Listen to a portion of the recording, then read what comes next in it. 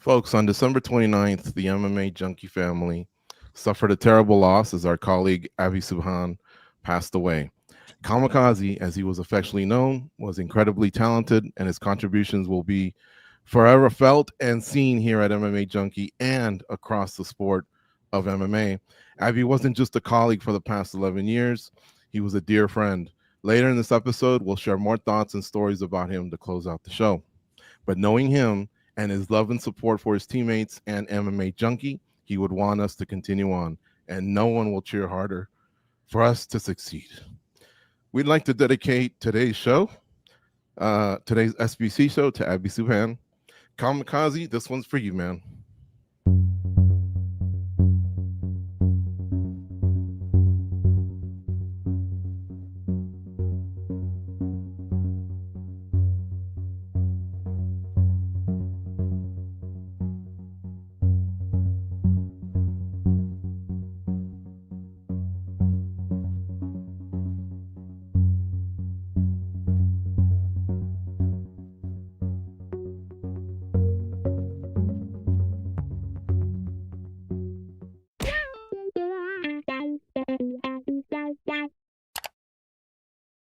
Welcome to Spinning Back Clique, where each week here at MMA Junkie, we take a spin through the biggest stories in MMA.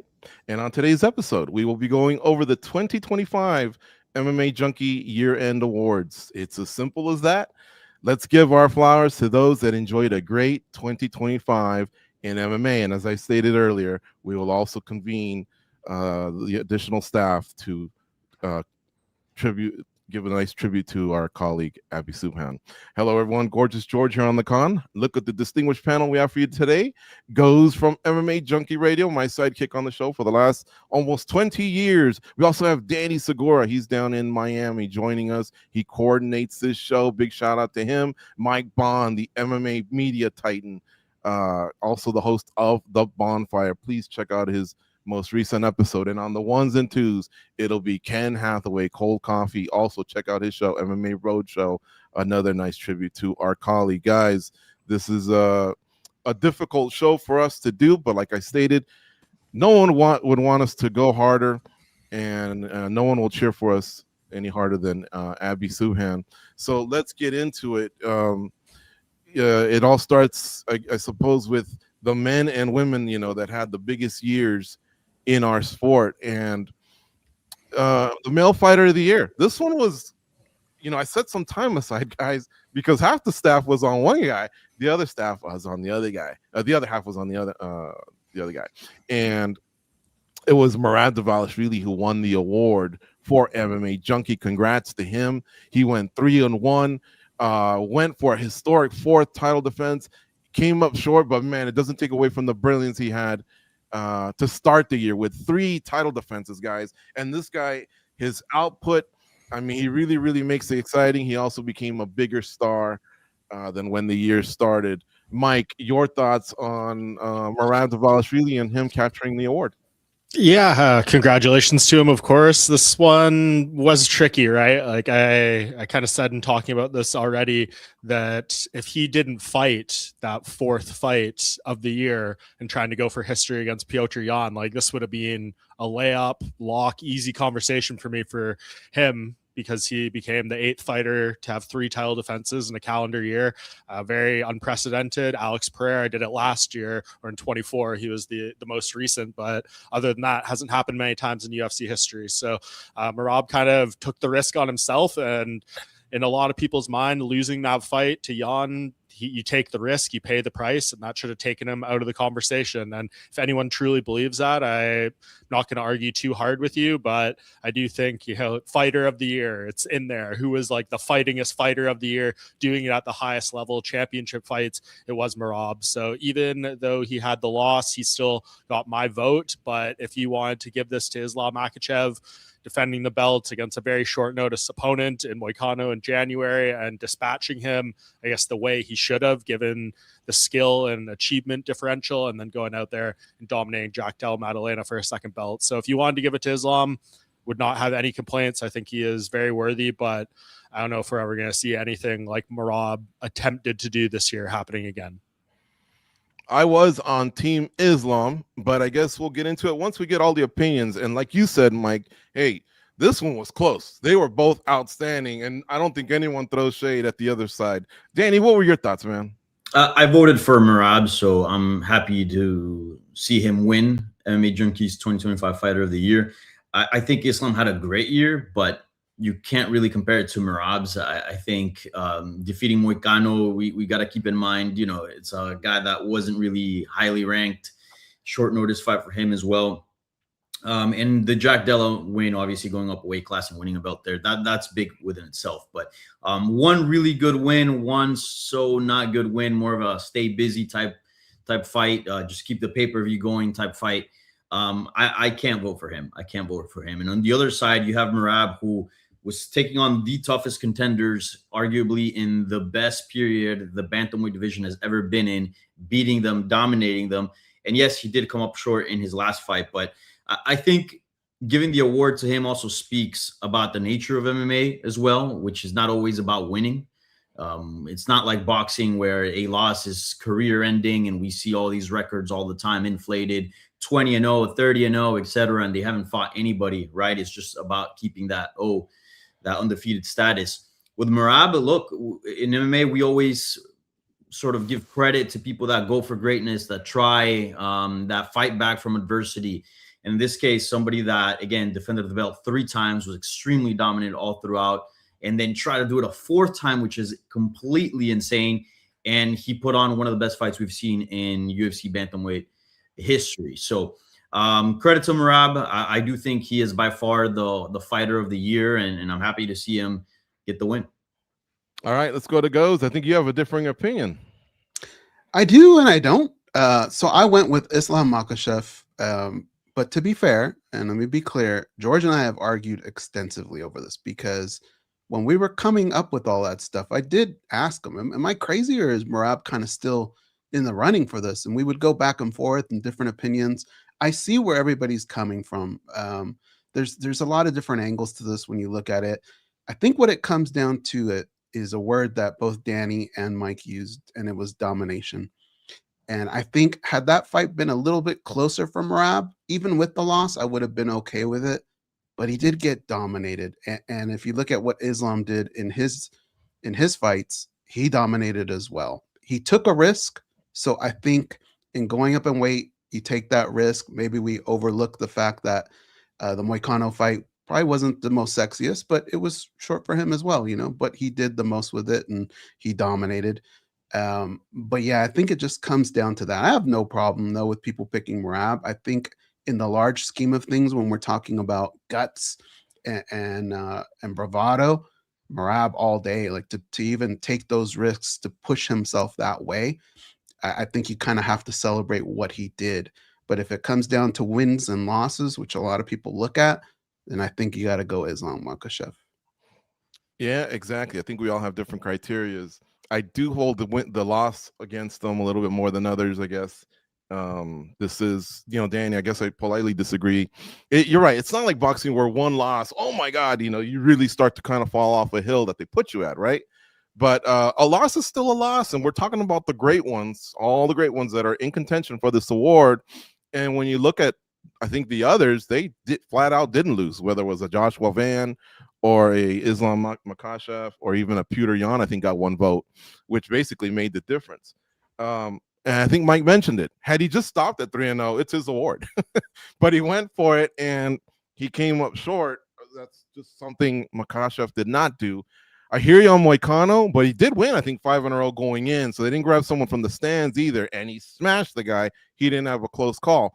O'Malley got a second shot at Merab. He didn't really deserve it. Now, I won't compare that to fighting Moicano in any way, but still, you know, was it a clear-cut number 1 who had earned his spot? No, he had only had 1 title defense, so he wasn't even the type of champion that you consider an immediate rematch. So I wouldn't call it a gift, but it was the guy that Merab had clearly smashed the first time.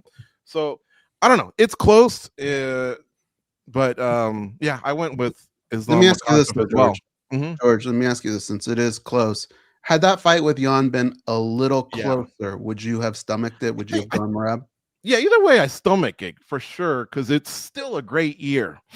And as a guy that's ran into Merab a few times at the park nearby, I definitely don't want a water bottle thrown at me or whatever if he sees this, but I got to tell it like it is, right? And yeah, I think if it had been a little closer, maybe even a split decision or something like that, yeah, I suppose it would help stomach it the most. But it's no different that if the roles were reversed and that had happened to Islam Makhachev, I'd be saying the same thing. It's like I don't look at the human beings. I just look at the records and what they accomplished, and I apply the same stuff. Wins are very, very important. Losses are harder for me to overlook when we're doing pound for pound, Mount Rushmores, fighters of the year. Who knows? But like I say, they were all great years. Guys, how about a quick, if you have a pushback to Goes and I, fine. If not, we'll move on. But go ahead, Danny. I do. Yeah, I want to highlight a comment that our editor put on the chat. He said, also think of it like person of the year. Merab dominated the headlines all year too, for the right reason. Islam beat Moicano and JDM 10 months apart. Yeah, we're not talking about who the best fighter is of 2025 or who did the most for their legacy. It's fighter of the year, which I think there's something to that as well. If you were to make a poster of 2025 that represented MMA, I think Merab would be dead in the middle and would be the main figure. I mean, Islam was a bit of, not of an afterthought, but definitely he wasn't as present as Merab, and it was clear that Merab was the guy, the man, this 2025, I think. Is the fact that he that's won low on my totem pole of criteria, but go ahead, Gus. going up and winning another belt, I think because it's happened so much now, it feels a little bit watered down. But just doing that it's amazing. It really is as an athlete, especially with that jump. Smashed doing them too. 3 title defenses, 4 title or fighting 4 championship fights in a year, something that, you know, Islam has never gotten close to. You know, a guy that's very, very inactive. But what's the first question you ask when the guy walks through the curtain? If you didn't watch the fight, did you win? Did you lose? I think that's just what matters, man. Fair enough. Joshua Van went 4-0, right, guys? If I'm not mistaken. Yeah. I think a lot got taken away from him by the way the fight, that last fight ended. I wouldn't call it a technique, but it wasn't really. Excuse me, Mike? His first 2 opponents weren't even ranked, really, I don't think. Yeah. That's what hurt him. Definitely. But he also had a really nice year. Peter Yan, I think, went 2-0, right, guys? Yeah. Yeah. Who was your backup, basically, Islam, if it wasn't Merab, Danny, and Mike? Yeah. I think it's between those two, yeah. There's no Goes. I think we would admit it's Merab for us as well. Mm-hmm. Yeah. So it was close. Anybody that would like to comment, leave it in the chat and we'll start to read some of those off. Let's get your thoughts, because like I say, as a staff, this was pretty split down the middle. I think we have 12 votes and it was 6-5-1 or something. I think Dan Tom had gone for Peter Yan. Steve Williams, thank you for the condolences. And let's see here. What else are they saying? I think I saw Merab, well-deserved for Merab from Anshul Jubilee's gas station. Who wins the rematch, he's asking. That's a quick one. You guys want to comment on that? Who does win the rematch? It'll be their trilogy bout if and when it happens. I'll go with Yan, man. I think he wins the trilogy. Yeah, I think a version of Yan who has the confidence after that fight is just going to be even more dangerous there, like knowing he can stuff the takedowns, he can create his own offense in between. I feel like Merab has to make the bigger adjustments to win that third fight than he does.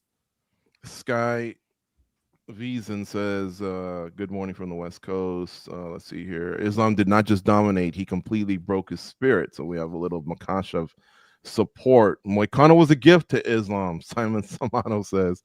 That was the comment that we read earlier. Well, like I said, man, these all of them had great years.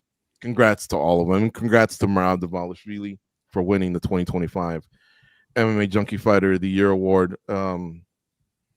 When would you immediately make this rematch Goes if that's the way that they wanted to go, or do you feel like you sprinkle in another fighter in between and give Merab a little bit of a rest? Depends what you want, right? Like if you're Merab, I think a run like that, you do deserve that. But honestly, he needs to get his confidence back. There's certain adjustments that you can make from fight to fight, and there's other adjustments that take longer. And that matchup, I think, proved that I mean, just look at Mike and Danny both are picking Jan. I would probably do the same. I think he needs to go back to the drawing board and figure this out. I would probably recommend he not take it right away. And I know that's tough. I know a lot of fighters would want to go back in there and win their belt right away, but that's I don't think that would be a good recipe for Merab. And there's a lot on the line in that third fight. Yeah, it worked for Volkanovski, and I can't remember if it was just the UFC sidelining him or maybe him and his team huddled up. I think eventually it was 10 months, and he's come back, regained the title and had a title defense. So hopefully Merab's inner circle or in conjunction with the UFC can slow this guy down. I think that's the best for him. All right, one thing that got talked about a lot too was eventually did he make it to your GOAT status at 135 pounds, Mike? That's a tough one. I guess so. But it's not as close as maybe we were talking about as it being earlier in the year. Like he's tied with Aljamain Sterling for most consecutive title defenses, still has one less overall win, many less finishes, but the opponents are super quality. I guess I would maybe have it Merab, Dominic Cruz, Aljamain Sterling. That would be my 1, 2, 3 right now, I guess. Okay. Danny? It's a tough one.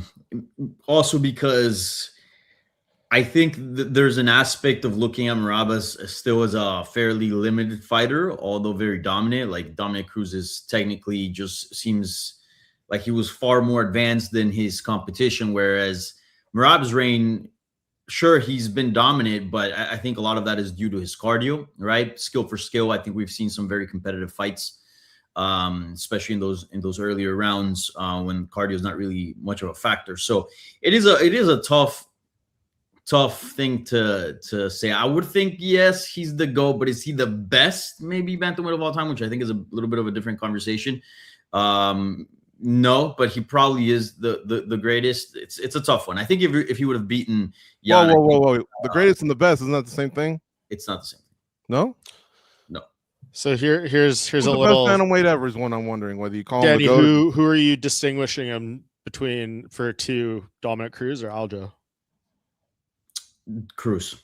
Yeah. So I'm just looking through. So even if you're comparing the small sample sizes there for title fights, Dominic Cruz never finished a UFC title fight, and he never got a knockdown in a UFC title fight. Merab did both those things this year: knockdown Corey Sandhagen, finished Sean O'Malley. So there's an edge if you want to find one. Yeah, no, I would say he's the greatest. But it's still, I think it's close. As far as like the best, though, I do think that is a different conversation. What the hell are you talking about? GOAT and best is the same thing. There's a difference between greatness and being the best. Are you being like most skilled? Yeah. Yeah. So yeah, skilled, but you haven't had the chance to prove your greatness over. For example, a heavyweight, I think Cain Velasquez is the best thing we've ever seen. Sure. Is he the greatest? No. I get what you're saying. All right, that helped out a little bit. Do you guys add Dominic's WEC 2 title defenses there and what he did there into your?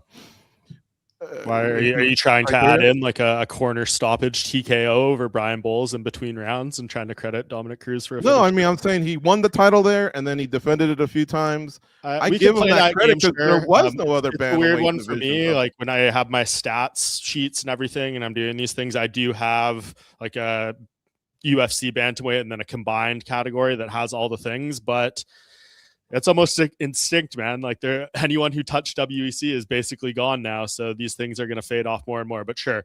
When you go to the UFC stats website, it does not include any of those things. But if we wanted to put that in there, like, sure. But there's going to come a point in time where he's not even going to be in the top 5 for anything, even if you add all the WEC things. So yeah, it's a limited window. I think at somewhere in this year, I think I anointed Merab passing Dominic, but I had given Dominic credit for that because they housed WEC arguably housed the best bantamweights and featherweights when the UFC didn't have them. So I tend to add that history in there. But Merab was incredible, and I think at some point, whether he tied Aljo and Dominic, or how many does Dominic have just in the UFC, Mike? 3, right? For title defenses? Yeah. I think he's at 3 there and 2 in the WEC. I think he's 5 total, or at least he got 4 in the UFC. No, 3. Yeah, 3. Yeah. 3. It's a close one, man. All right, love the discussion. But congrats to Merab. Let's pivot here to female fighter of the year. We gave it to Valentina Shevchenko, and I believe it was unanimous. And if it wasn't, then maybe USADA needs to start knocking on some doors of our colleagues. I can't think of anyone else that was close, but around the horn, maybe say something about Valentina and what made her so great in 2025. Danny, let's start with you.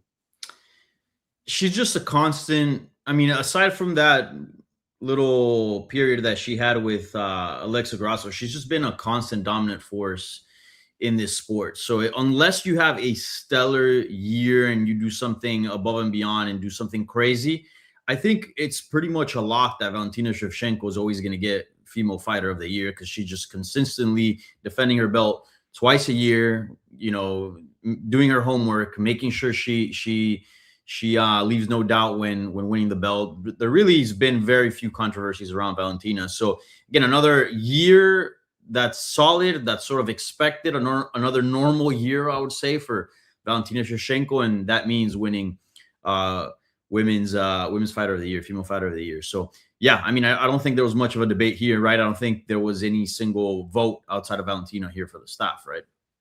I don't believe there was. Goes, what makes Valentina so great, man? Her dedication. You know, people forget everything that she's gone through outside of the UFC. They look at her as just a UFC fighter. Everything that she's done before that, it's accumulated wear and tear. And I do feel like maybe in 2024, we saw just a little bit of that. And I think she did a good job of proving that she's gotten over that. She's come back. And, you know, even a Valentina that slowed down a little bit is still better than a lot of those female fighters. So I think she made a pretty good big statement this year. And like you guys said, it was unanimous. There wasn't much arguing here. Mike, I don't think we can ever anoint her GOAT because of those 2 losses to Amanda Nunes and everything Amanda Nunes accomplished. But man, she's racking up title defenses. Is she in your Mount Rushmore, top 4 ever? And or where would you classify Valentina and everything she's done? Yeah, definitely on the Mount Rushmore. Who would that be? Cyborg, Ronda, Nunes, Valentina, and Valentina, Amanda? and the last one's a tough one, man. There's Joanna, Amanda. Ronda, huh? Amanda. No, Amanda, Cyborg, Valentina, and then the 4th one's always the one up for debate. I mean, I'd put Ronda there just for, like, you know, founding father type shout out. Yeah. You know, like that's like putting Hoist Gracie on the men's side. So yeah, I think she's firmly there. It's just the question of where is she going to go from here. Like there was all the questions, right? Like the super fight, could Zhang Weili do anything? Like I was just looking to odds up to see how close that actually was going in. Like Valentina was, you know, no higher than -150 really from what I'm seeing. So people thought she didn't have a huge, you know, she was going to win, but it wasn't a huge gap there. And she made it look like she should have been a -500 in that fight. So it was a great performance. Like I think the biggest criticism of Valentina almost at this point is like her dominance is slightly boring in a way. Like we're just so expected. She goes out there. She has altered her style a bit over the years. Like you look at the stats in her fights, it's like 4 or 5 takedowns landed in all these fights now. And these fighters are struggling to get up. So it's basically just one around. Yeah, she's amazing. She's complete. Her fight IQ is off the charts. Like you're going to have a career night or have her fuck something up like Grasso did in order to beat her. So yeah, that's just the reality now. I don't see like, I think the Natalia Silva fight is intriguing, but I would put my newly bought house's mortgage on that fight probably going the distance, because that's just the style of those two. So I think that's where we stand on her. It'll be sport the same, but this year was an unbelievable year for her. Have they already announced Shevchenko and Silva, by the way, or is that just Silva's got a pass Rose Namajunas later this month at UFC 324, that's but right. that's you know the Blanchfield's up there too, right? Standout losing to Fiorot. Yeah. Blanchfield's up there too since losing to Fiorot. She's come back strong. Yeah, and you know, keep in mind too, both Amanda Nunes and Kayla Harrison have expressed desire to fight her. So we'll see what happens for Valentina. Now, if she does that, yeah, then she starts creeping up a few more spots. But man, you know, if not for all that Grasso stuff, the loss, the draw, you know, and then winning the title back, which isn't a title defense, it's winning the title back, I think she would be threatening DJ and John Jones for most title defenses ever, man, at this point. So that's Yeah. how great she's been. And she's stuck to one weight class since she started flyweight. She did start as a bantamweight and was very impressive there. But I think that's something one could look at, in this whole champ era. I don't know that makes you one of the greats. I think winning and racking up title defense is done. And I've said that for a long time. But Danny, who would you match her up with next, since we floated out some names? I think she's got to abandon 125 if she wants to further her legacy. Like, obviously, she is an all-time great, number 2 behind Amanda Nunes, and I don't think there's much debate around that. But I think if she wants to take her legacy a step further, she can't do that by staying at 125 pounds. I mean, she's already established herself as the best and greatest of all time in that weight class.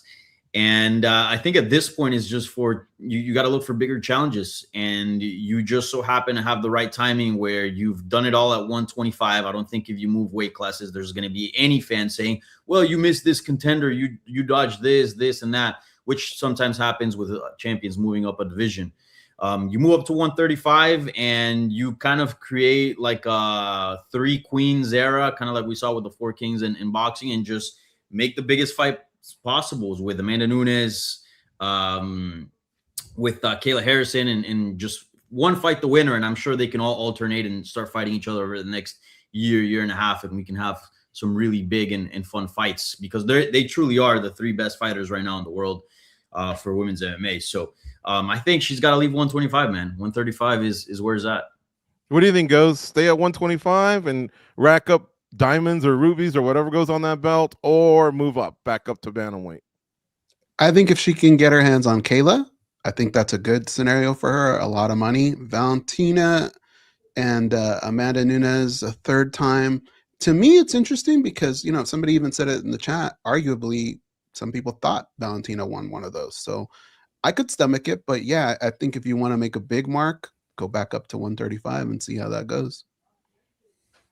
What if Dakota Ditcheva comes over? Does that matter to anyone? I think that'd be an out. Yeah, that'd be great. That'd be awesome. I mean, I don't know. I'm kind of against these guys a little bit. Like, yeah, go up to 35 if you are guaranteed you're getting one of those 2 names that we mentioned. But in terms of like building the resume and the legacy, there's no better to do in this weight class than these fighters coming up, right? We mentioned a few, like Manon Fiorot, maybe could get a rematch, Natalia Silva, Erin Blanchfield. You got Macy Barber still there, Rose Namajunas, who's a name if she wins that. Like, these are names that I think will age well and look back more so than, all respect to some of Amanda Nunes' title defenses, especially at 145. Like, those ones are just kind of a joke in my opinion. So like, this is, she can surpass Nunes if she does this for another 2-3 years against all those names I just mentioned, and she doesn't get the fight with those. But, that would also depend if Nunes goes out there and trucks Kayla. That's obviously a huge win for her too. So.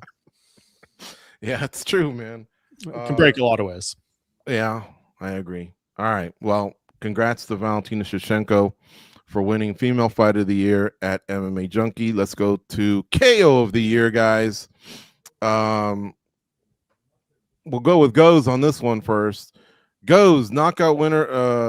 The knockout fighter. Oh my God. Knockout of the year. Yeah. It went to Mauricio Rufy over King Green. Mm-hmm. Your thoughts? Is that who you voted for? It's a good one. I didn't vote for that one. I went with Murphy over Pico. I asked, the very first thing I asked myself is, who would I least want to be? And man, Pico took a hell of a shot. And the way it was set up, the timing, you just don't see well, it's going to be weird because I'm about to say you don't see very many of those, but there actually were a lot of those. The year of it. But normally they were all good. They were all good. They were all good, but this was the one where you kind of look at the guy and go, man, is he going to be okay? Like that's why I went with that one. Yeah. Who'd you go with, Mike? I went with Hoofy. It was that one, just like some of these, you try to go and look back, like what stuck with you the most throughout the year. I had the fortune of being like on press row for UFC 313, and that was right in front of us basically. So just the image of King Green going down the way he did is just hard to get out of my mind. But there definitely was more significant knockouts. You could maybe argue more brutal ones in certain ways, ones that had more meaning, title fights, all those things. But yeah, you don't get many wheel kick KOs. I think still only 17 in UFC history, and this is one of the nastier ones I can remember. So I'll give it to Rufy there. But very tough one, like one of the harder years, I think, for KO of the year. When I was putting together the list and we have like all our monthly nominee winners, and you try to wiggle it down from like 12, one from each one, to 5, it's real hard, man. Like usually I get it down to 5 for you guys. I couldn't even do that this year. I think the best I could do was like 8, and then I had everyone vote on them. All right, Danny, how about you? Who did you vote for? And I also had Laurent Murphy over Aaron Pico. I think that was my knockout of the year. Look, this year was a down year for MMA, I think, in general, but one thing we can't complain about is the knockouts. We got some knockouts, some really nice knockouts, some really good ones. And I'm not too, I'll say I feel more strongly about the male fighter of the year convo, about being adamant that it was Merab over Islam Makhachev than I do in this scenario. I think this was a spectacular knockout. Houfi completely put the lights out on Bobby Green. It was a beautiful knockout. You can't say otherwise. But I do think that Bobby Green is, somebody that's closer to 40 than he is to 30 at this point. If he's not 40 by now, or he's like 38, 39 probably. He's been knocked out before bad. I know Pico has too, but just Pico seems a little bit more prime than Bobby Green. So I don't know. I just put more weight on the opposition, and then the aesthetics of the knockout itself were beautiful. In my opinion, the best out of all the bunch we saw, the best spinning elbow KO that we saw in 2025. So that's my pick, but not too mad that Houfi got this one. Steve Williams in the chat saying, I'm with Goes, and Quinlan's Salkio's KO was really nice as well. That one was scary. I would say that's some great ones. Yeah, Sergio Pettis and PFL was pretty awesome too. Yeah, it was clutch. Spinning back elbow. And shout out to that. If anyone hasn't seen it, I did a story on MMA Junkie that you can go read about spinning back elbows, and talk to some very smart people about this trend that we saw this year. So if you need someone to read during the break, go find that. I like it. And another nice one too. The stakes were high. You see what it led to. Diego Lopez over Jean Silva. Mm-hmm. Guys, he was maybe on his way to being out. Jean Silva was starting to come in and close on him, and he was clutch, man. That's one hell of a comeback, and it netted him a title shot. So there, honestly, it really isn't a wrong answer, much like Fighter of the Year, because they've all had great years. And here, all these are great KOs. Danny, what goes into your criteria when deciding which KO was best? We got a little bit from Goes. Which one would I not want to be on the other side? How about for you? Is that something you take into consideration, or is there anything else? Not really, but I think it's a good way to look at it. For me, is opposition. I think that's very important, because I'm sure in the regional scene we've seen some insane knockouts. But if you're knocking out some dude that's like 1 in 7, like, how much weight does that really hold, right? So I think is one, opposition, and aesthetics. I think those are the two bigger ones. Now, if there's some sort of backstory as well, like, the guy had lost before by knockout and then came back and knocked him out, or the Leon Edwards situation where he was down bad and then, it just makes the knockout even more consequential, because that's the only way he could win the fight at that point in time. I think all that stuff kind of, adds to it. But I would say the two main criteria for me, again, are aesthetics and level of opposition. Mike, how about you? You have to do this on a monthly basis, not just a yearly basis. Yeah. So I have my own little criteria. I call it the 3 S's: stakes, style, and significance. And that's basically what comes up with it, kind of similar to what Danny said there. And obviously things can outweigh, like, the stakes and the significance of Rufy versus Green isn't very high. And especially you look back, he loses his next fight, ends the year on kind of a down. It does make you feel a little bit different looking back to something that happened so early in the year. But man, the style of that was just, I think it outweighed and kind of drowned a few other things out. But yeah, if I am like strictly adhering to those 3 S's, there was ones that maybe elevated a little bit past this. But just as I said, my personal memory of that, how vicious it was, the rarity of that type of knockout, it gave the edge to me. But it was close, man. Like anyone we had in our top 5 could have been the winner here. And I would not have been sitting here throwing a fit. We also got to mention, in terms of significant, I would say this is the most significant knockout of 2025. Ilia Topuria's not first round knockout of Charles Oliveira. I feel like we can't move past this topic without mentioning that one. Yeah, no doubt. That was huge, man. All right, let's move on to submission of the year. The winner for submission of the year for 2025 for MMA Junkie was Costello Vancinas, who defeated Johnny Eblen. Very, very clutch win, a round 5 submission. Let's get your thoughts on this one. Let's go back to Goes, man. This one was for a title, Goes, and so Vancinas' life changed. He also gave an L, the first L, to Johnny Eblen, and again, so clutch. Remember, Misha Tate pulled something like this off on Holly Holm a few years ago as well. 10 years ago. And I love round 4 and 5 stoppages. Go ahead, Mike. No, I said 10 years ago. We're getting old. It's gonna be 10 years in March. Yeah. So Goes, you know, what were you thinking when you saw this? And talk about the significance of that, man. Like I said, dude's life changed. Now I think they're even gonna have an event in Spain built around him.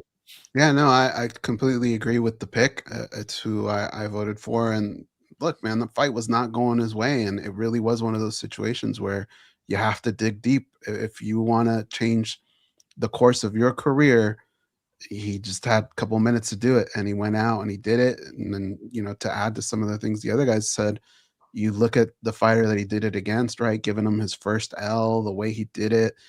So much of that has to play into the moment, and it really is a moment that I think we're going to look back on maybe 10 years from now and say, remember when that happened? And I think a lot of people will remember it because you could just kind of see that build up to it, and then when he finally pulled it off, I think a lot of people jumped out of their chairs. Yeah, it was a big win for him. Anything outside the UFC is a lot tougher to get over. Yeah, you know, I wouldn't compare it to Fabricio submitting Fedor or nothing like that, but still, it was an undefeated fighter with title defenses, and it was a big win for Costello Vancinas. Is that who you voted for, by the way? Or okay, how about you, Mike? Who'd you vote for? And but if not, tell me about this one and what you thought made it so great. I believe I voted for Merab and O'Malley, actually, but this one I think I had at 2 or 3. I know I had Anthony Hernandez and Dolidze pretty high up there too, because that was just an incredible scene of him dragging him around the cage there. But yeah, this was, I mean, you talk about stake style and significance. Like, this one ticks all the boxes and more. The highest level fight against an undefeated champion who was starting to get a little bit of talk is this maybe the best middleweight in the world, even though he's not in the UFC? Might be a little bit crazy, but he was getting a little bit of that traction.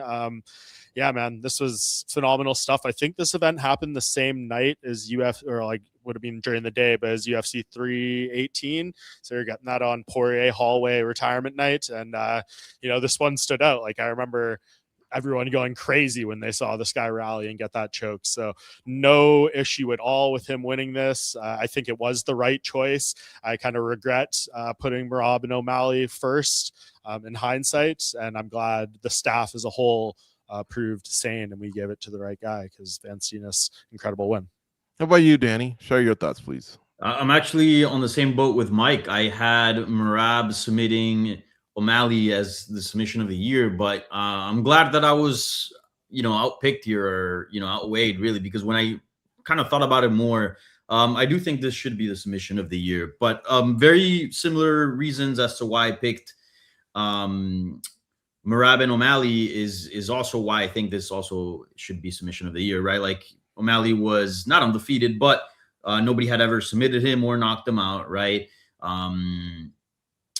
Granted, Merab was dominating as opposed to being down on the scorecards, but still, we had never seen that from his arsenal, right? It was a big deal. It was shocking as well. So I think the shock itself was also good.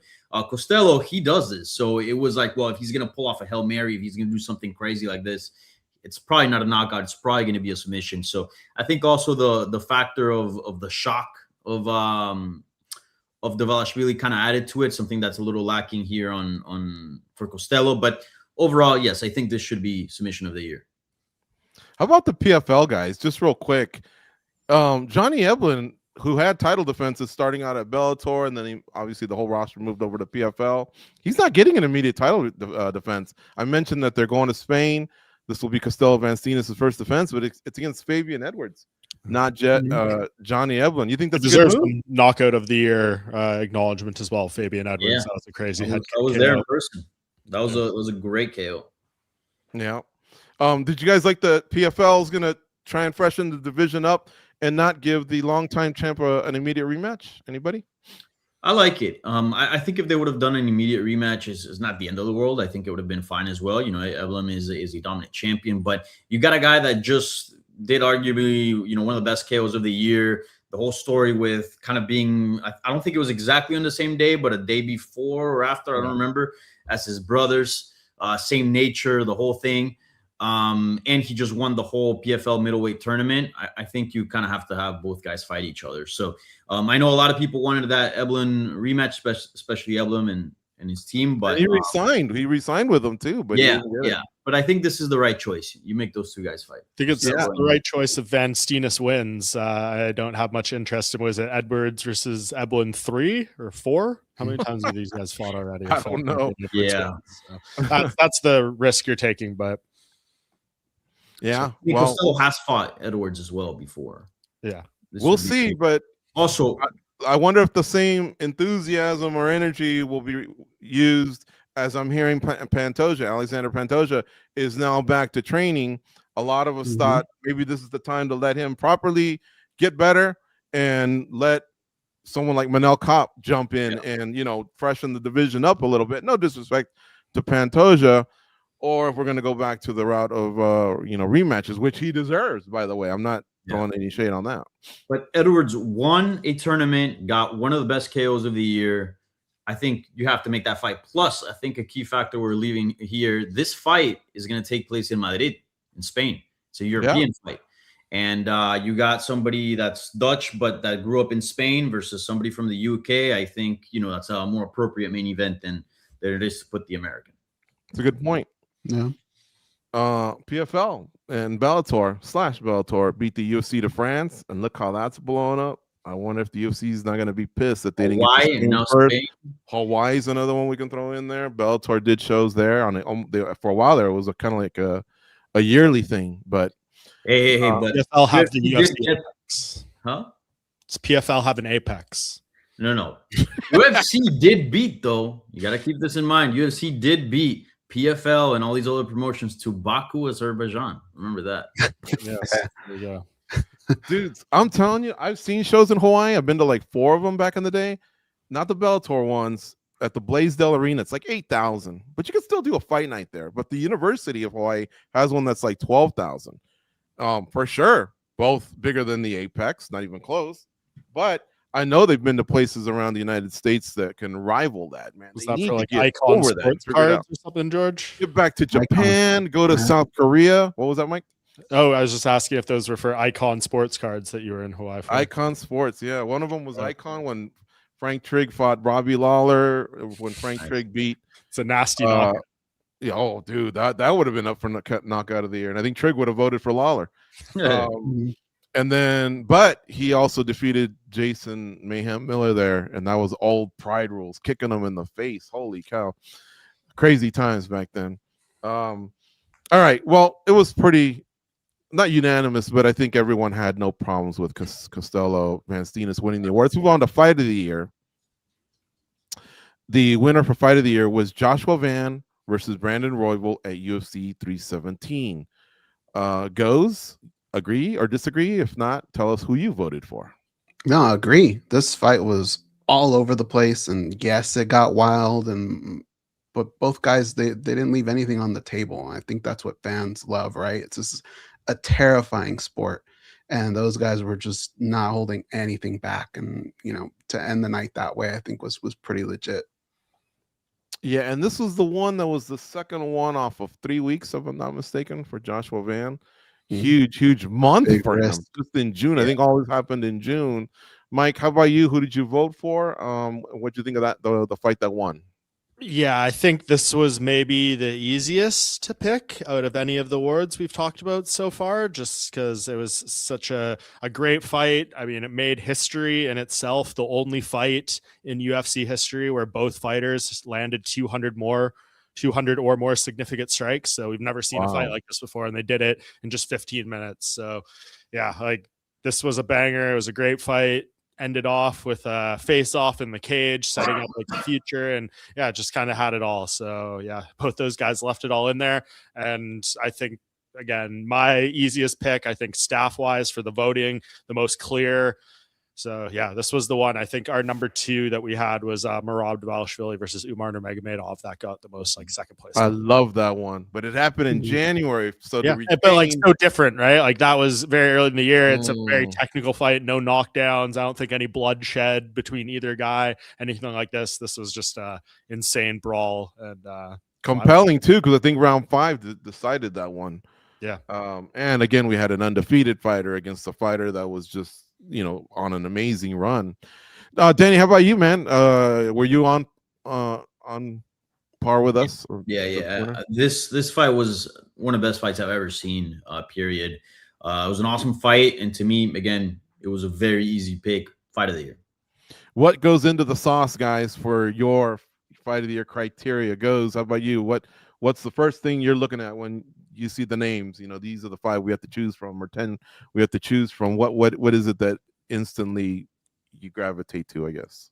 That's kind of a tough question to answer. I know that the situation plays a lot, like what's on the line. But when it comes to the fight, I'm just as entertained for a very tactical fight as I am for kind of a bloodbath or a war. So it's really tough. But I think most of it is like, sometimes, I don't know if you guys are the same, but when you're done watching a fight, have you ever been not as tired as them, but pretty exhausted from like all having to judge it and them going back and forth and all that? I think it's just one where you look to the right and you look to the left and both people's jaws are just dropped. You guys can't even catch your breath. That's how I felt at the end of this fight.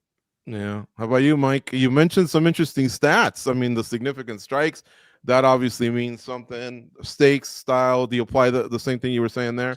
Yeah, a little bit. I mean, it's interesting because I feel like, as you said, I do this every month, pull the best options as we go through the years, and I've been doing this for over 10 years now. I think. I feel like the fight of the year category is the one that always is getting thinner and thinner over the years. Like every month, it's hard to come up with 5 good nominees. Sometimes you get to the end of the year and you're like, oh, half these winners like feel like they're a distant gap from maybe the top 5 you would select. So I don't know why that is. If just we're not having as many classics as we used to. Is that what you're saying? I don't feel like it. No. Oh wow. I don't know what that is. I'd be curious to see, you know, if we got 5-10 years from now, how many Hall of Fame worthy fights we have during this decade, maybe compared to the decade prior.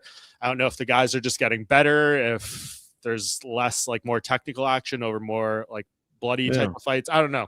It's just something I'm noticing, something to keep an eye on. This year did have some good fights, but to me, this one was just above all. And like you said there, you know, you can make what you value more in terms of entertainment, like super high level technique, championship fights, all that type of stuff. I do think, you know, as much as you may enjoy that, I don't know if it creates the same entertainment. Like I'm not jumping out of my seat at a reversal back take during a scramble the same way I would someone getting knocked down and like blood spraying everywhere. It's not going to be the same reaction. You can love it and think it's both awesome, but it's just human instinct. And Royval versus Van brought out all the human instinct, all our Neanderthal feelings of just these two are trying to kill each other in there, and it's bloody and it's violent. So yeah, to me, they took it for the fight of the year. That was a damn fight. It wasn't a grappling match with, you know, lots of reversals and technique. That was a fight. All right. How about you, Danny? The pendulum, slobber knocker, technical. What do you like better? When I think there's gotta be a balance between both, because again, you can go to the regional scene and see some 2 guys that are 0-1, you know, 1-2 or whatever the case, and just go at it and have an insane war, right? But it could be very sloppy.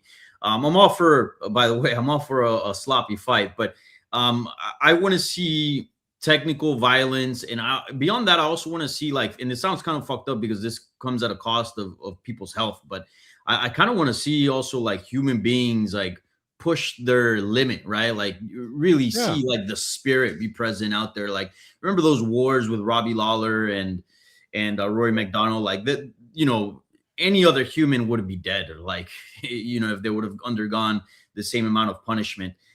In a way, you want to see guys, one, be competitive, get matched up both technically speaking, and also physically in terms of being, high level trained athletes, right?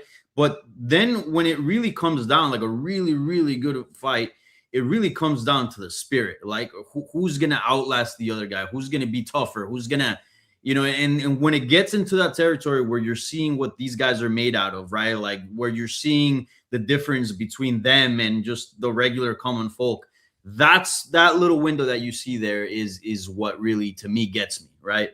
Because you don't see it often. Yeah. I mean, I think, EWO versus Ebo could have, as Danny was saying there, like that was insane. 90 seconds of just sloppy brawling, multiple knockdowns, but didn't even win our fight of the month, I don't think, for December, right? So, did they even get fight of the night that night? I can't it was a remember. nominee, but I think we ultimately, as a staff, gave it to Jan versus Dvalishvili for December. You know what, man? I just think back to the Roman gladiator days at the Coliseum. They went there to see slobber knockers. I think my pendulum, I can appreciate technique, trust me, or someone digging deep and, a clutch win in round 5. Again, Leon Edwards, Misha Tate, whoever, Costello Vancinas. But I do tend to lean towards, like they say, slobber knockers, heart stoppers, nail biters, hootenannies, whatever you want to call them. That's another good nominee was the Contender Series fight between Adrian and Mark. That was insane. They both got bonus, right? Both got bonus, both got signed, both went to the hospital. But it does help for any of these categories. Do it towards the end of the year. I think that still helps a little bit. Not a professional outlet like ourselves, of course, but still, I think a lot of people are swayed by the recency bias. All right, moving on. One more thing, Danny. Yeah, as somebody that does the play-by-play for MMA Junkie, I do have a love-hate relationship now with like amazing fights, because that means like I have to type a shit ton and have a difficulty keeping up with being accurate. But one fight that I feel like is really underrated that I've very much enjoyed, not so much recapping, but just watching, that is low key, that is very low key. Klein versus Mateus Rebecki is yes. That fight was amazing. And both guys came and fought like within 2 months. Duncan and Rebecki too was a great fight. Yeah, he gave us some good ones. That made it to 5th in our honorable mentions. Yeah, their faces were wrecked. Yeah, that's when you go to plastic surgeons, man. You don't even go to the ER. You got to go to a plastic surgeon to fix your shit, because they it looked like Halloween, man. Like they got butchered or something by Jason and Freddy Krueger. Listen, guys, we had other awards as well. We're gonna kind of go through these a lot quicker. I think we've gone over the significant ones, and thank you to you guys for voting. Thanks for the comments in the chat, and don't forget, we are going to go a little bit long. Some of our other colleagues will join us as well to speak about our colleague Abby Suhan, who passed away at the end of last year. This is a show dedicated to him. And I also want to remind people that on our YouTube page, hit the like and subscribe, of course, but that's not what I really want you to pay attention to. We're going to leave a link for the GoFundMe for Abby's family. If you would feel compelled to donate, we would appreciate it, or maybe kindly share it with your friends and family. I'm sure his family would appreciate it, and we definitely would give you a fist bump for that. So, continuing on, guys, robbery of the year. I want to go first. I thought it was you guys giving it to Merab Dvalishvili, but what was your guys' robbery of the year? Danny Segura. Ora tu. Don't get me started. We already had a crazy discussion. Almeida, by the way, won it. About this, but again, and by the way, I didn't handle this. Farah Noon did, so I know I'm not crazy. Robbery of the year was Volkov beating Jailton Almeida. That to me was insane. And what's more insane is not only that the judges gave him the fight, but that everyone also seemed to agree with. That's you included, George. I know you thought that Volkov won the fight, which I think is completely crazy. I do remember. I'm going back a few months. And here's, I'm going to carefully explain what I thought that night based off the new criteria. You changed opinion? No. I see the point. But based off criteria, a lot of we'll call them the non-Vegas based judges tend to not lean into as much damage, whereas more of the Vegas-based judges, man, I'm telling you, if you get a nice punch in there, I'm not saying the rest isn't going to matter, control time and all that, but if you're not also matching blow for blow, you better have one dominant 4 minutes and 45 seconds to make up for maybe 3 smashing elbows or whatever. So I think that's basically what I was thinking that night. Is there's just been a big push in the last 5 years or so since ABC kind of added that and stressed damage. And if you're on the ground, you better be going for a submission or ground and pound, because if you're not, it's almost like they're subtracting. Not that they got calculators out or anything like that. It's just, I think, the way the judges, again, they have their pendulum, who they're leaning towards. That's why I felt that way. There was no damage from. Yeah, there was. Yeah, no, he had some. Zero.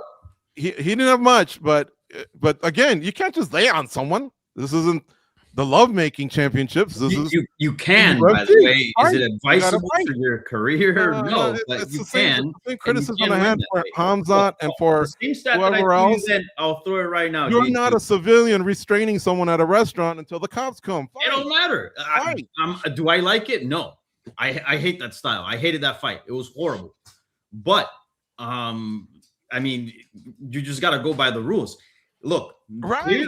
Clear that Volkov won the first round, right? I believe, or do I have it inverted? I can't remember. He won the first round because he got a reversal and then dominated. Then there's no doubt that Almeida won the second, and in the third, which was the one that caused the controversy, Almeida had 3 minutes and 42 seconds of control time. Volkov only had 43 seconds, and in terms of significant strikes, Almeida landed 5 out of 5.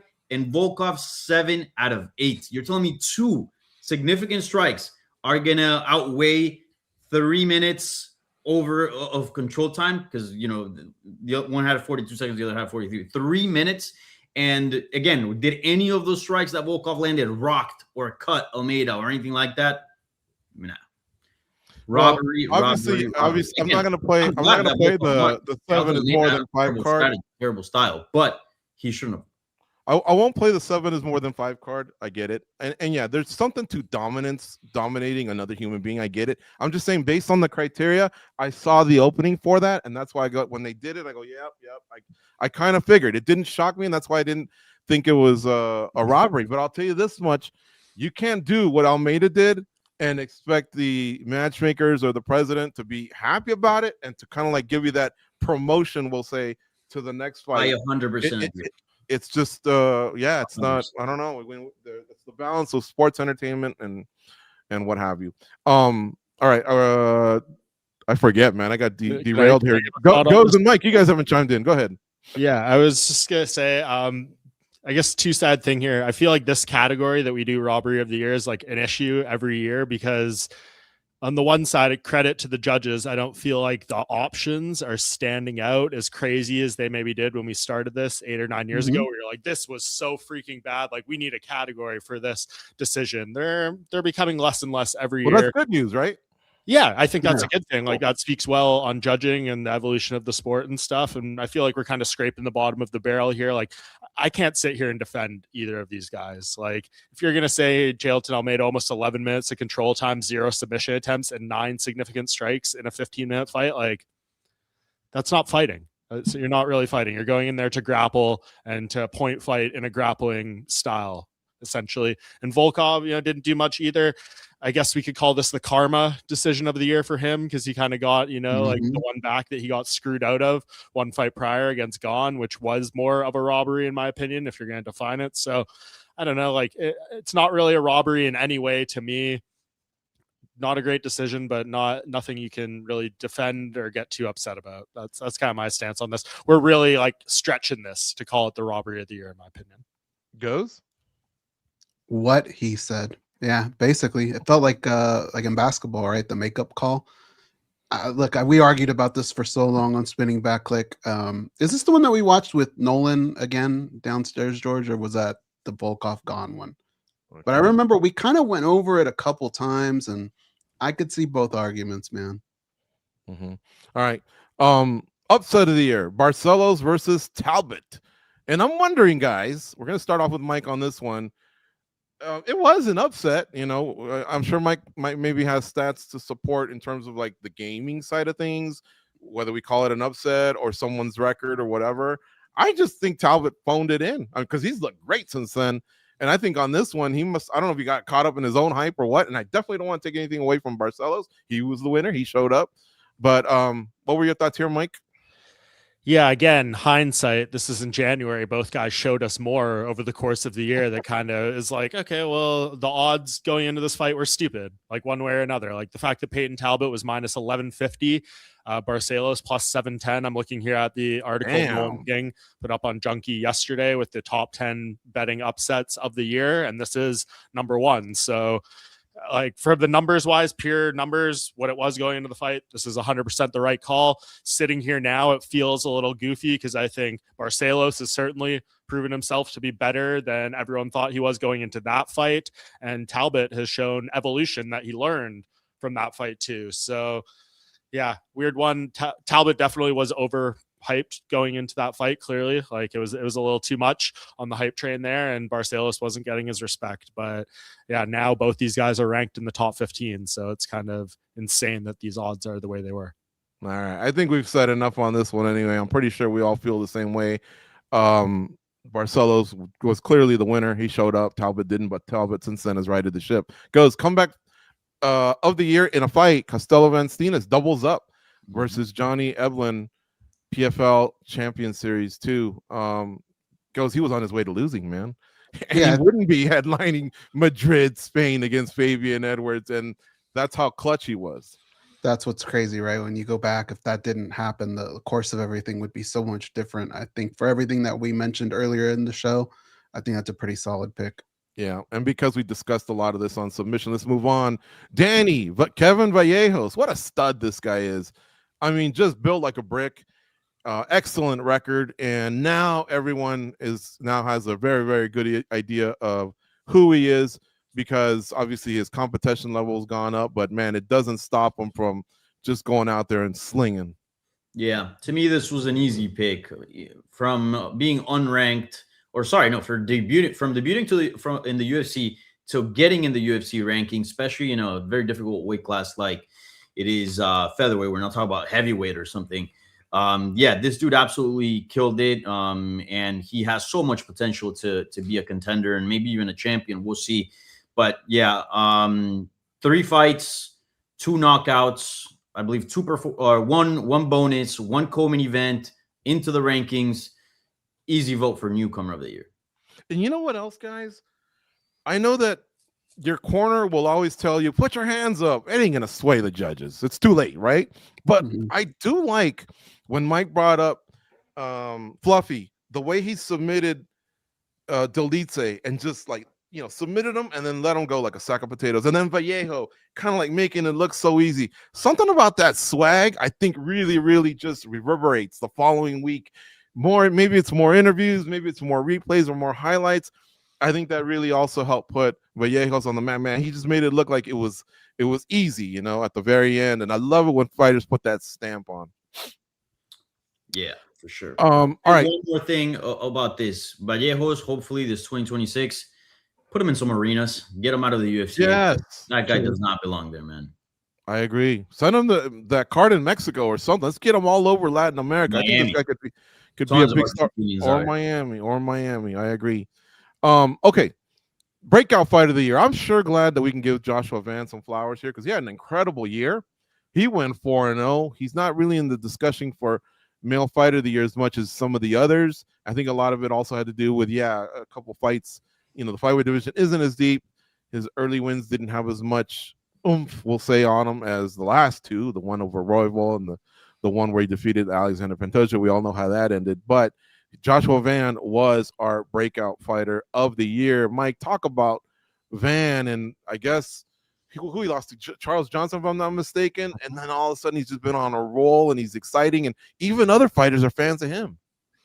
Yeah, man. I think he is a perfect example of what activity and jumping on opportunities can do for you. I believe UFC rankings have been around, I think, since 2013, 2012. I believe he's just the second fighter with Cody, along with Cody Garbrandt, to like be in the company, be on the roster, and start the year unranked and end the year as champion. So that's a pretty big feather in his cap. Obviously, he did not go out there and style on the champion that was standing like Cody Garbrandt did in his opportunity, but you know, the feat of doing that is pretty impressive in itself, just on paper. And yeah, I mean, this is a good award for him to get. It was perfect. I'm sure he's disappointed though that he didn't get to fight the full Pantoja fight and win it the way he was probably planning to and intended to. And we're talking about him as not only the winner of this award, but the actual fighter of the year too. So this was a good middle ground, I think, for respecting the year Joshua Van had without over inflating his title win, as you know, strange as it was.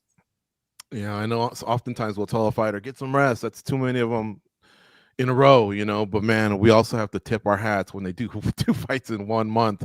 That was incredible, Joshua Van stepping up like that. Congrats to the champ. Comeback fighter of the year goes. This is a little different from in a fight versus career-wise, right? And Macy Barber had, you know, she overcame a lot. She hadn't fought in 18 months. Injuries, right? Scale issues or whatever. And then coming back and winning, you could see the emotion as the fight was ending. Can you talk about her a little bit? And then obviously she's positioning herself for possibly a title run in 2026. Yeah, I mean, she was in a bad spot, right? When you have to question your health, your career, there's so much on a fighter's mind already with just what they do for a living. To be able to overcome that stuff, and thankfully with the help of, you know, the UFC PI and all the resources that these fighters have now, to be able to turn that around and to not just say you're back, but to be in contention again is a big deal for her. And I hope she can continue this. Mike, you and Danny, you guys cover these events. I imagine it's very stressful to be in that position too. It's almost like they got the big spotlight following you around. How's she looking? How's the weight cut going? Is she trembling at the scale? I'm sure it's a lot of pressure for these fighters. And so Macy did overcome a lot. Yeah, she did. And it's kind of like the second time she's had to do this in her career a little bit, had like extended layoffs, had, you know, issues with her weight cutting or whatever it may be. We don't know if it's, you know, all tied together, but yeah, it was a very tough time for her. And she probably feels like she should have been fighting for a title at some point this year. And it's all just being kind of pushed back, right? Like, this was the one. I remember when she was in there doing some early things. We're like, can she be the one to break John Jones's record? She comes to the UFC at 19 years old. Here she is, like, what, 26, 27, having to just deal with everything not going as you expected. So, yeah, I was fine with this one. I felt like I had another good suggestion in the Slack channel, but I couldn't remember who I threw out there for like a good comeback story. But I was fine with this getting the nod. Yeah, I think Benoit Saint-Denis was another good one, if I'm not mistaken, because he had gone 0-2 in 2024, and he came back with a nice 2025. And I think he went 3-0, and now he's up for a big fight with Dan Hooker, if I'm not mistaken, to start off the following year. Yeah, Peter Young himself as well. Yeah. All right, Danny. I want you to talk about under the radar fight of the year, only because I'm gonna have a tough time pronouncing his name, and you always come through. Makhachev Costa was our under the radar fight of the year. Can you talk about this young lad and the splash he's made? This dude's awesome. This dude's awesome. His style is fun. He's got dangerous striking, dangerous submissions as well. He's all around a really, really good fighter that promises to be a title contender. And again, fighting on the prelims and not on these bigger cards like you sometimes go unnoticed, but the hardcores know what's up. The hardcores know that this guy is a legitimate problem. So, yeah, great pick by Dan Tom, who was the one that selected him. He is by far the under the radar fighter of the year and a fighter to watch this coming 2026 or this 2026. What's his name again? Makhachev Costa. There you go, Makhachev. I messed that up. It's Makhachev. I love it. All right. Continuing on here. Coach of the year. I think we're going in a rotation here. Over at Syndicate MMA here in Las Vegas, John Wood is the winner. Man, this guy's in a corner every weekend. I think a lot of it has to do with proximity. I think a lot of fighters even if they have other corners, just because he's there and he works with so many people, he opens up the gym doors. Goes over at Syndicate. We see him a lot. We see him a lot during Dana White Contender Series. I know some of his fighters took some L's towards the end, but it didn't stop that gym from just kind of blowing up. And I think in a way, this is just a nice tribute to Coach Wood and everything he's done the last few years. But make no mistake, he's got prime fighters in prime positions all the time. Yeah, I think the profile of the gym definitely raised this year, and just people are starting to catch on a little bit. John has this way of connecting with fighters that even despite some losses, I think he's done better jobs with fighters than other coaches. He just has this way of bringing stuff out of them, and it's good for him to be acknowledged for that. Mm-hmm. Guys, did you all vote for anyone else for Coach of the Year, or did you guys agree with John Wood for this year's selection? Mike, you first. I don't think we casted votes for this one. It was more of like a collective, just talk it through. I'm fine with this one. I mean, this one's so challenging, right? Because we want to share the love. Like, yeah, we could make Mike Brown from American Top Team the coach for this every single year. There's some other people. Eric Nixick, of course, is always in play. Habib now finds himself always in play. It is pretty hard to distinguish through these guys, but given how much Coach Wood was around, what he did with Merab, I mean, maybe he deserves to be the Coach of the Year for the fact that he was saying publicly, Merab should not do this fourth fight, but like, I'll ride with him if he wants to make history, right? Like, that's the coach's mindset. He was advising the guy not to do something, which can be just as important as telling them what to do. So credit to him there, even though they don't get the results. So yeah, great year for them. Awesome facility. I got the chance to go in there, like, when was it?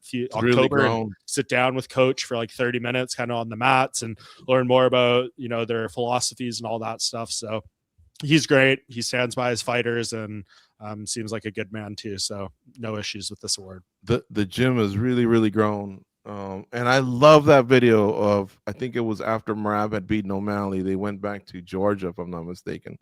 And you could see them kind of riding on an open air bus. And the fans, as much love as they were giving Merab, anyone associated with him, including his head coach, he was signing autographs. It was one of my favorite social media posts of the year. So congrats to Coach Wood there for that win. Continuing on here, Danny, Eagles MMA is our gym of the year, led by Habib Nurmagomedov, obviously founded by Abubakar Nurmagomedov, his father, who passed away about 5 years ago. Habib definitely, I think, is making daddy proud. What would you say? Father proud, I should say. Yeah, these guys are extremely dominant, right? It's going to be hard to take that away from them every year because they always have champions and they're always defending belts. And I think that is the recipe for Gym of the Year, right? Like, how many champions do you have? How many championship fights did you win? And they're always a constant in that area. So yeah, there's great gyms out there. But this one is clearly the one that kind of fosters, or at least for now, has the biggest stable of champions right now. So one pushback the gym is getting is obviously a few of the fighters have been associated with tests gone wrong, tests gone bad, right? Whether it's UFC, PFL, whether it was 10 years ago, as recent as Movlid Kabulaev, who PFL has acknowledged they are not going to. He will not retain the championship that he won. Do you think this is something that will hurt the gym, and then they need to address in 2025, because it can be a stain? And I think that's something Khabib would be proud of, is for people to not think that way of him and his fighters. Yeah, 100%, right? That's also a weird conversation about, like, how much merit do you take away from someone from a PED's infraction, right? And that's a discussion we've had for years around John Jones and why some people invalidate him as being the greatest of all time. So yeah, it is a weird discussion, but I think in all respect to Movlid, I know he's obviously a very good fighter, won over the belt over at PFL. But I wouldn't say he's like the central piece. I think when we refer to like Gym of the Year, where you talk about Islam Makhachev and Usman as well, and those guys are clean, or at least, Well, Usman took a ding last year, if I'm not mistaken. In 2025. Yeah, Yeah, that was, as far as I know, for like a prescription medicine yeah, that he didn't take.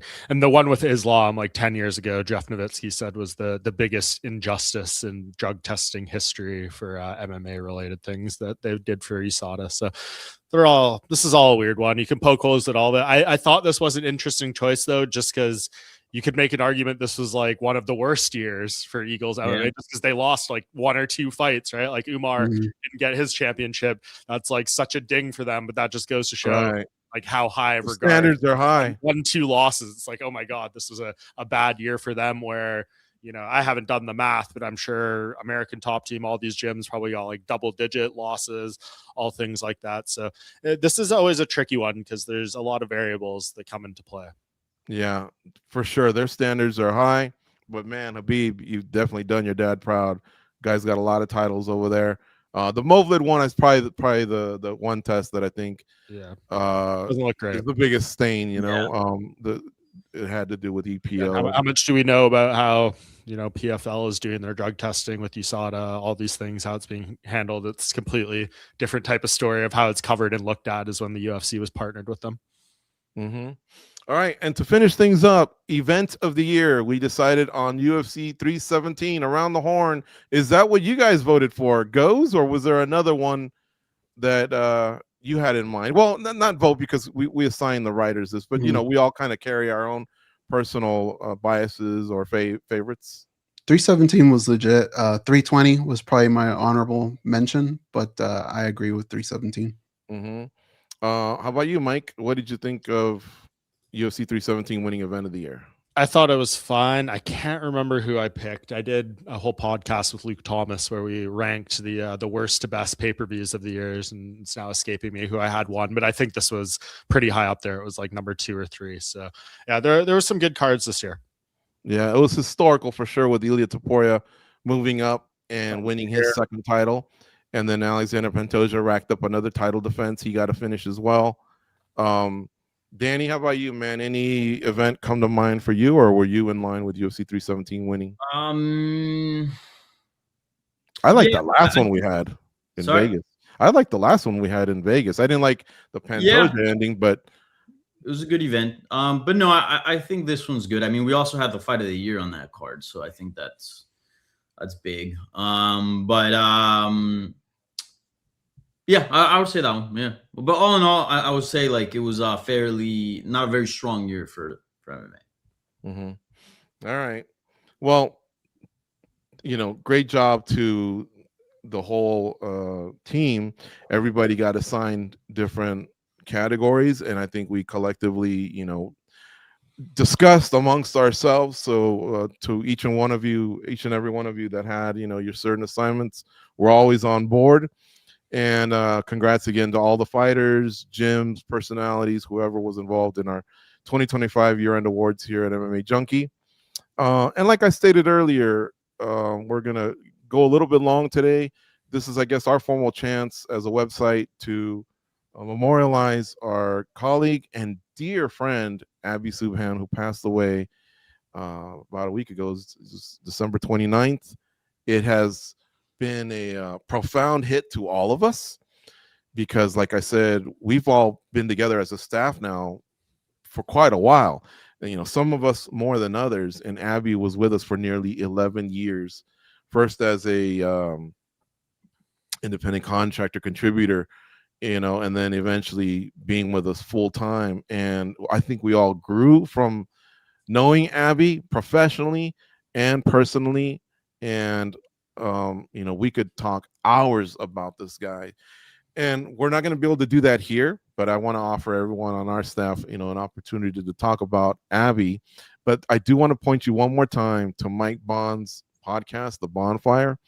Him and a lot of the other colleagues that we have outside of MMA Junkie, they just told some great stories about Abby and how they met him, what he added to their lives, and I thought it was beautiful. Mike, I told you this pre-show, but I tell you this publicly.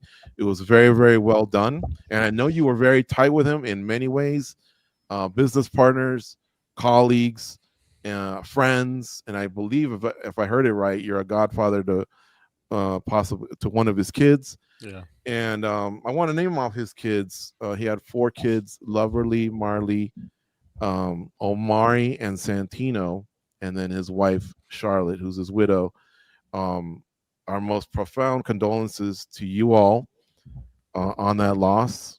I'm sure it's touching you even more than us, but it really, really has hurt us as a team. I don't think any of us have been right for the last 2 weeks. And what's keeping us going is that Abby would want us to keep going. He was a cheerleader to all of us individually and helped us all grow. Like I say, not just professionally, but as people. He was positive energy, and I have not heard one bad word about him. And I'm not just saying, since his passing. I'm talking about in the 11 years I met him. No one ever said anything about, well, he was, he had a bad temper this past weekend or anything like that. If anything, he was just a joy, a complete joy to be around. I wish I had been around him more than some of the teammates that got to meet him before I did, or just had more travels with him. All right. So let's bring in Nolan King first. And thank you, Nolan and Matt Wells, for joining us. Nolan, can you talk a little bit about Abby Subhan? Yeah, absolutely. Yeah, he was the best, and I think for all of us that are in this industry, like you said, George, there was nobody in the wake of his passing who had nothing but everybody had glowing things to say, right? We saw the tributes pour out online, and a lot of them were from media members, right? Because I think as a video editor, you're behind the scenes, you're not on camera. But for Abby, like, he was so okay not being the main character, right? I think that goes for the workplace too. Like, he was always somebody that was more willing to make you the main character, to make whoever he was talking about feel like the main character. And I know, I'm sure we're going to hear a lot of themes over and over again here about what a great guy he was. But I figured maybe to just kind of give an example, like when I joined Junkie, he was probably one of the only people that I had not had any sort of past interaction with, right? And we had done, I believe it was like 25 fighters for the 25 years of the UFC. And we had done narrated videos, and one of them was Jose Aldo for me. And my first interaction with him was like, I got a message from him like, dude. And I was like, oh no, like, what did I do wrong? Like, new guy on staff. And he was like, you're so good at this. You're so good at being on camera. And at the time, it was the thing I was the most nervous about. I had no past experience doing it, and he made me feel special in that moment and confident to keep doing it. And there were just all sorts of like little things like that when you look back, right? Like things you probably didn't even think about at the time, but just ways that he was willing to kind of boost somebody up, right? And he was so creative, and he was so good at what he did. Like, he was like AI before AI, right? Some of the stuff he would come up with in a short amount of time, whether it was a graphic or some of the little documentaries that he did with all the people on staff. He was just so creative, and I felt like we had so much more to do. He was always trying to, let's do some cool stuff, Noli, let's do some cool stuff. And that's the other thing I keep thinking about is he was somebody that brought our nicknames from Slack to life too. I can still hear him saying GG and Sai and Noli. So just a fantastic person, somebody that I think we're all just super lucky to have met, and somebody that we're going to miss a lot. But I think, he would want us to keep on doing what we're doing, and he's going to be somebody that's always kind of with me as I continue to navigate through my Junkie days. Mm-hmm. Great stuff, Nolan. Matt Wells, one of our editors, thanks for joining us here on the show. Can you tell us about your interactions with Abby and what he meant to you? Yeah, for me, man, he meant a lot of like what Nolan was just saying. Like, he was always super supportive in Slack, particularly because that's where majority of our interactions took place. And a few times, like in the green room here on SBC and, on other shows, he was always super supportive. One of the most creative dudes I've come across in this space. And that can't be understated, man. And you see that from all of the little touches, like kind of like what Nolan was touching on, those video packages that we've done, the video projects, the graphics, little things like from the animated GIFs that you see on the website for SBC and whatever have you. His touches are just all over MMA Junkie, man, and it's just super creative. Very humble dude, man. I don't know if anybody could say a bad thing about him on staff or elsewhere. My only regret is that I didn't get to actually meet him in person, man. everything was, like I said, in Slack and in here in these green rooms. But you still get a feel for how good a person he is, man. And in our personal, our DM interactions and the few times we spoke in private on video chats were always super positive, super encouraging. I loved collaborating with him on said projects. We were just doing the Remember When series, and we got one of those out. And unfortunately, I don't think the other ones will make the light of day. But man, it was just always fun working with him, submitting my voiceovers to him and getting that feedback, and then us playing ideas back and forth about, what should be included and how it should look and all that kind of stuff, man. I'll miss that stuff. And obviously, he leaves behind, a beautiful family as well. And a lot of this has been like super hard to process, man, because I just lost my aunt, who helped raise me as well, like within the same week. So it's just been like a whirlwind of emotions for me, man. From, my personal family side, and then one of the coolest dudes to get to work with as well is gone now. So it's just, it sucks.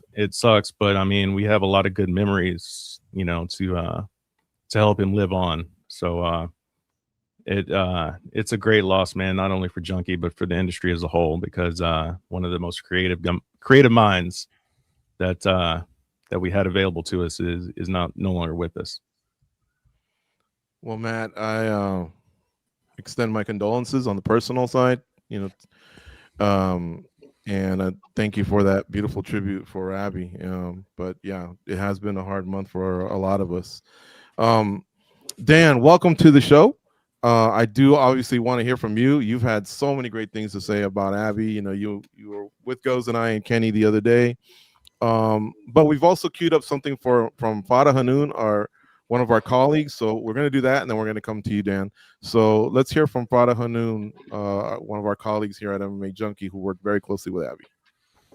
Abby was more than just a teammate, a colleague. He was a friend, and he was a brother to me. I'll never forget when he messaged me the day I joined MMA Junkie, expressing how excited he was to have me on the team. And ever since then, he's been nothing but supportive towards me in my career.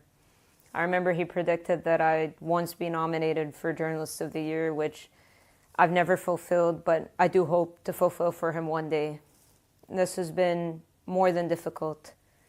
This has been very, very tough to deal with, not for me just personally, but the whole team at MMA Junkie, the whole MMA community in general. Abby was there for everybody. He brought us all together. Anybody who's covered an event with Abby, whether in London, the US, Paris, wherever it may have been, they know that Abby was the guy that brought us all together, made us all feel like the entire MMA media were all one team, because that's just who he was. He wanted the best for everyone. He pushed and promoted everyone. I know he did me all the time. We had so many projects in the works for 2026, which I hope to fulfill. I hope I can honor him in that way and make sure that this year is my best year yet, because I know that's what he would have wanted for me.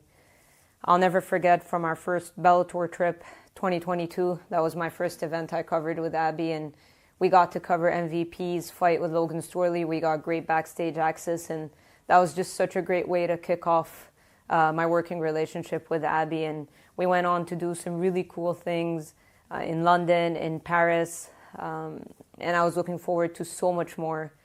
He was so excited to cover an Abu Dhabi trip with me, which we wanted to do in 2025, didn't get the opportunity, and it really upsets me that we won't get the opportunity to do it this year. But all the stuff, all the projects that we worked on and the things that we plan on working on, I hope that I can fulfill his legacy, and I hope I get those done. I'm never going to be able to portray them the way he would have, but I really hope that I can make him proud. He pushed me all the time for overreaction time, pushed me to use my prop, get the ball rolling. So that's going to be my goal for 2026, is to get the ball rolling on things and make sure that everything that we talked about, I make happen. So thank you, Abby, always for everything that you've done for me and in my career. I already miss you very much. Work will never be the same without you. Life will never be the same without you. But I just hope you knew how much we all loved you at MMA Junkie and how much you meant to me. Powerful stuff there from our colleague Fada Hanoun. Dan, Tom, you've known Abby for a long time because you've been with Junkie for a long time. Go ahead and put into words what Abby meant to you. Yeah, man, it feels tough to say. I just want to say that's hard to follow Fada there, and I think we sentiment with Fada as far as like, you know, awards are silly or whatever, but like how does this outlet or anybody from this outlet like not follow Fada sentiment there, and like as far as dedicating anything, you know, any successes we have to Abby, you know, and paying tribute to him at least partly from here on out, right? And yeah, it feels weird for me to speak because I feel like I like maybe have like the less memories to pull from him. So like I'm not going to, you know, wax on too much as far as any of those go. But as far as my weird job goes, he was one of the people who I dealt with on the weekly, even if it was like a one-sided conversation. And I really feel Nolan, like I could, you know, because Abby would always open like with dude, and especially with like my anxiety when I wake up to like a Slack message. I don't know about you guys. I'm like, oh crap, you know, what I do, you know, what I do wrong, or like was my audio off on the video or something. But a lot of times, like Nolan said, it was just the most, not just constructive feedback, which was ultimately helpful, but he was just such a freaking cool guy and nice guy, and just so much, you know, energy, and like, hey, let's get this done and let's get that done. He had that same energy with my stuff too, Nolan. And it's like, for as meticulous as I am, Abby blew me out of the water, man. Like, you know, he would encourage me for like stuff like timestamps on certain techniques, and I'm such a nut that like I could do it, but it was so hard to do. And if you watch the breakdown videos, like it didn't matter if I submitted them or not. I barely ever did. And Abby still found like the right hit points. If I made like a Happy Gilmore reference, he threw that in there. Like, yeah, man, he's going to be incredibly missed. He was an incredibly nice guy. And I'll just end it by saying this is that like, I made a tribute to a friend and colleague in this space. And I was saying how a lot of people, there's not a lot of people that'll lower ladders, much less reach you a hand up in this space. Most people will kind of pull up the ladder behind them, right? And you know, and I also said we need more ladder lowers than ladder pullers. And Abby was more than a ladder lower. He helped you up that fucking thing any way he could. And yeah, we just like we need more ladder lowers, not pullers. We need more Abbies, not less. So this is a, you know, obviously the biggest condolences to his family, but yeah, this is a loss to everybody here. Thank you, Dan. Danny Segura, talk to us about, you know, your relationship with Abby. Yeah, I mean, I echo everything that everyone's saying. This has been extremely difficult for everyone here at MMA Junkie. And it's a big loss, obviously, for the team. I think for the MMA world as a whole, and for the world as a whole, really.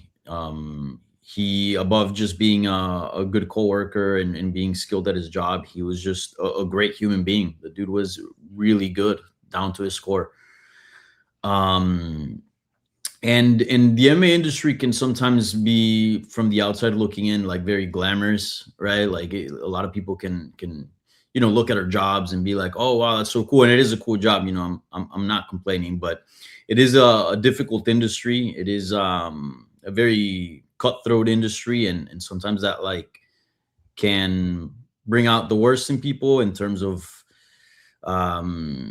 lack of support, or just walls up, or defensively, or sometimes more. And Abby was completely immune to that. Abby always had a smile on his face, was always willing to help everyone, was always willing to support everyone. He was a massive team player, and just had the best vibes to him. And I unfortunately only got to see him once. I only met him once. That was our only interaction. Everything else was online.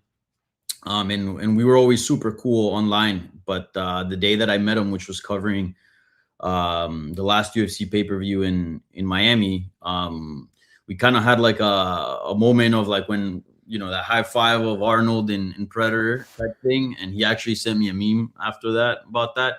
It was like, it was like if this guy was a homie for me of mine of my entire life. And with Abby, you just felt instant trust, instant support, comfort. And you know, I've said it in private conversations that we've had, that dude didn't have a single bad bone in him. You know, again, it's a huge loss. I'm extremely sad about everything. I'm glad and honored to have met him. He's a really good human being, and we're gonna miss him dearly. And I, you know, I, in a way, like, you know, I look up to him. I look up to his optimism, his outlook in life. He was a good man. He was a good man. And he will be missed again. And I know we've already mentioned the GoFundMe, and I've said this also on Twitter, but over at MMA Junkie, all this content that we bring you guys is completely free. It's completely free. We're not behind a paywall, nothing. And we are the best damn site, you know, on the planet. And we work extremely hard to keep it that way. And he was a great reason why this site is the way it is, and how successful it is. So if you're kind enough, you know, again, we've never asked for money. We're never behind a paywall, but if you feel so kind to give something to his GoFundMe and support him and his family, you know, that would be greatly appreciated. Link is in the description, as well as in the chat. So yeah, love you, Abby. Miss you, and I wish his family all the best. He definitely was a homie, man. I'm glad you said it like that, because he was a lot. He was, oh man, what a loss for us. Goes, how about you? Go ahead, and this is your time.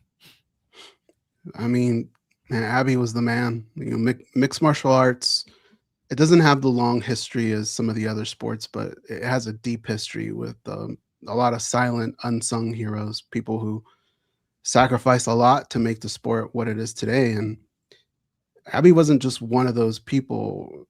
He was part of the sport's history, yeah, but he also helped shape it. You know, he was an artist. And in this job, we can say what we say, we can write what we write, and we hope to make a difference. We hope to entertain you. That's our job at the end of the day.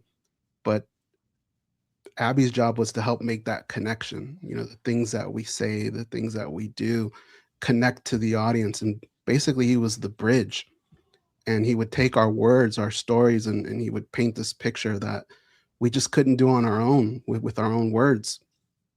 His work is absolutely irreplaceable, you know, and working on him with, you know, same as you guys on some of these projects, it was amazing that he never asked you to be someone else or to do anything else. In fact, he was the guy that always screamed, just be you.